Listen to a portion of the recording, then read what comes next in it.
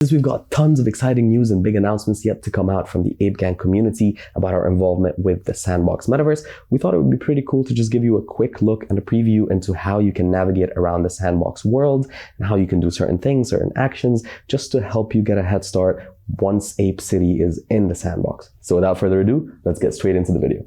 So when you first spawn in the Sandbox Alpha, this is basically the hub. This is where you can actually go to figure out which location you want to hop in. You can see Atari. You can see a lot of different destinations and a lot of different, obviously, experiences that you can actually venture into. Once you actually approach the portals, it gives you a bit more information about what this specific portal gets you, or then you can actually decide whether or not you can access it. And obviously, it tells you if it's open to everyone or specific people. Here you see Flying Santa.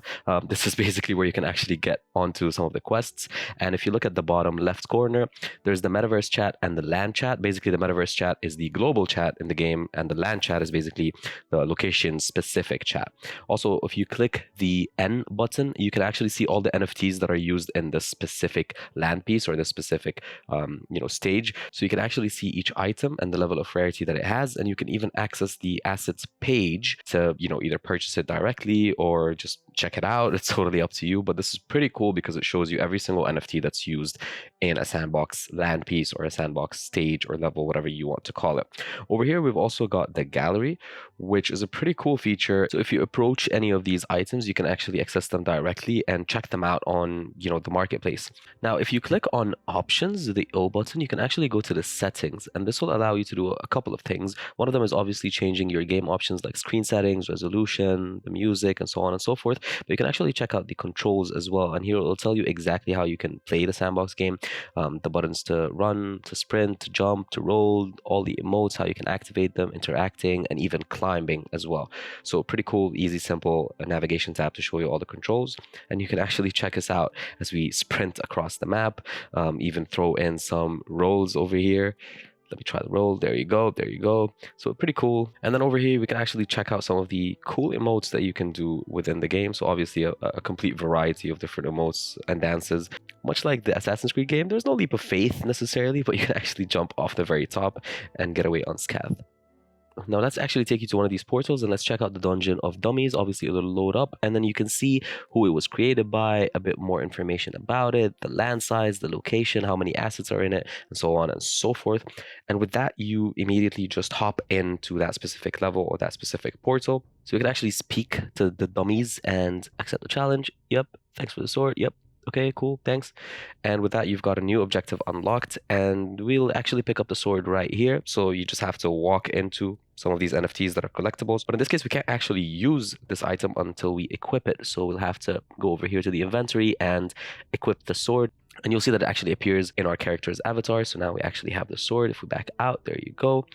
And we can actually start playing some of these levels. So, pretty simple, straightforward.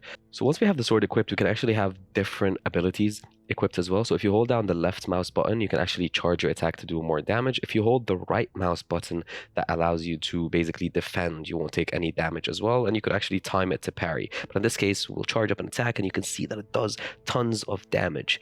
And the combat here is actually pretty fun.